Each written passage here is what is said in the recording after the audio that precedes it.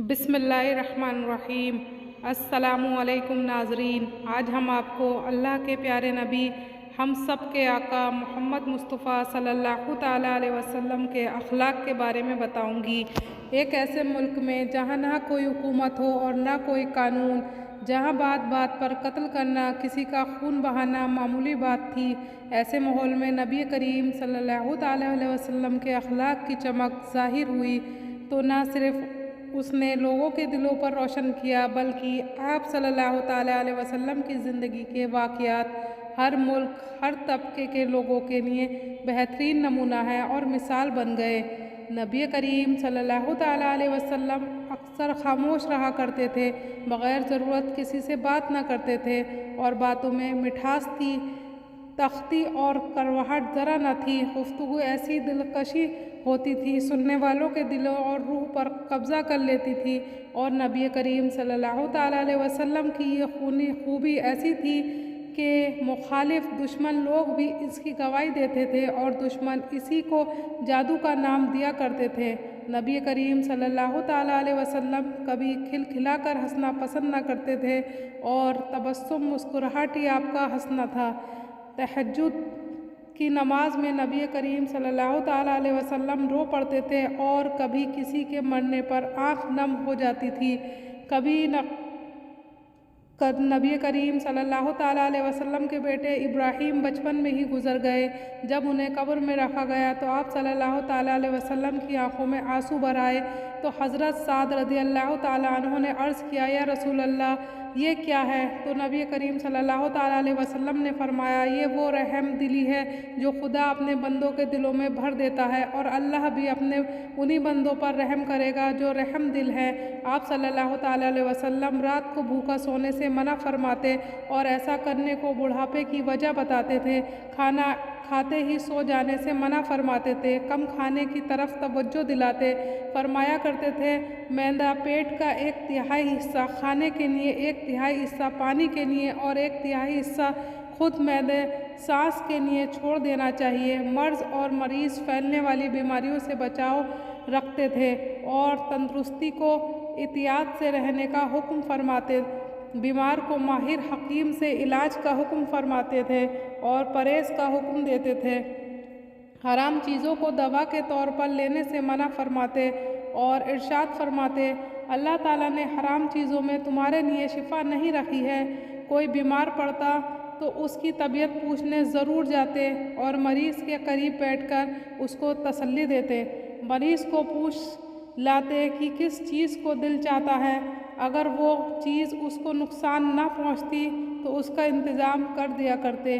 ایک یہودی لڑکا نبی کریم صلی اللہ تعالیٰ علیہ وسلم کی خدمت کیا کرتا، اس کی بیماری کے وقت اس کی عیادت کے لیے گئے، بیچ میں کسی کی بات کبھی نہ کاٹتے، اگر نفل نماز میں ہوتے اور کوئی شخص پاس آ کر بیٹھ جاتا تو نماز کو مختصر کر دیتے اور اس کی ضرورت پوری کرنے کے بعد پھر نماز میں مشغول ہو جاتے، اکثر مسکراتے رہتے۔ حضرت عائشہ رضی اللہ تعالیٰ عنہ فرماتی ہیں کہ شفقت و مہربانی کوئی شخص بھی اچھے اخلاق میں نبی کریم صلی اللہ تعالیٰ علیہ وسلم کے جیسا نہ تھا۔ چاہے کوئی صحابی بلاتے یا گھر کا کوئی شخص، نبی کریم صلی اللہ تعالیٰ علیہ وسلم ضرور تشریف لے جاتے، نفل عبادت چھپ کر ادا کرتے تاکہ امت پہ زیادہ عبادت بھاری نہ ہو۔ جب کسی معاملے میں دو چیزیں سامنے آ جاتی تو آسان چیز کو اپناتے، فرمایا کہ ایک دوسرے کی باتیں مجھے نہ سنایا کرو، میں چاہتا ہوں جب میں اس دنیا سے جاؤں تو سب کی طرف سے دل صاف کر جاؤں۔ اگر دو شخص کے درمیان جھگڑا ہوتا تو انصاف فرماتے، اور اگر خود اپنے ساتھ کسی نے کچھ کیا تو اس کو معاف فرماتے۔ فاطمہ نام کی ایک عورت نے مکہ میں چوری کی، لوگوں نے اسامہ سے بنی نبی کریم صلی اللہ تعالیٰ علیہ وسلم کو بہت پیارے تھے سے سفارش کرائی تو نبی کریم صلی اللہ تعالیٰ علیہ وسلم نے فرمایا، کیا تم نے اللہ سے بنائی ہوئی حدود میں سفارش کرتے ہو؟ سنو، اگر فاطمہ بن محمد بھی چوری کرے تو اس کے بھی ہاتھ کاٹنے کا حکم دیتا۔ مکہ میں سخت بھوک مری کے دن تھے، یہاں تک کہ لوگ मुर्दार और हड्डियाँ भी खाने लगे थे। अबू सुफियान बिन हर्ब तो उन दिनों सख्त दुश्मन था। नबी करीम सल्लल्लाहु ताला अलैहि वसल्लम की खिदमत में आया और कहा, मोहम्मद सल्लल्लाहु ताला अलैहि वसल्लम, आप तो सिला रहमी, रिश्तों को जोड़ना करते हैं और उसकी तालीम देते हैं। देखिए आपकी कौम हलाक हो रही है, खुदा से दुआ कीजिए। नबी करीम सल्लल्लाहु ताला अलैहि वसल्लम ने दुआ फरमाई तो उसके बाद खूब बारिश हुई। सुमामा बिन उसाल ने मक्का जाने वाले खाने पीने का सामान बंद कर दिया, इस वजह से कि मक्का वाले नबी करीम सल्लल्लाहु ताला अलैहि वसल्लम के दुश्मन हो गए। लेकिन जब नबी करीम सल्लल्लाहु ताला अलैहि वसल्लम को मालूम हुआ तो ऐसा करने से मना फरमा दिया। मांगने वालों को कभी खाली हाथ ना लौटाते, अगर कुछ भी देने को ना होता तो मांगने वालों से ऐसा अज्र करते जैसा माफ़ी मांग रहे हों। फरमाया करते थे, अगर कोई शख्स कर्ज की हालत में मर जाए और अपने पीछे कोई माल न छोड़े तो हम उसे अदा करेंगे, और अगर कोई माल छोड़ कर मरे तो वो वारिसों का हक है। अबू सईद खुदरी रदियल्लाहु ताला अन्हा फरमाते हैं कि पर्दा नशी लड़की से भी बढ़कर नबी करीम सल्लल्लाहु ताला अलैहि वसल्लम में हया थी।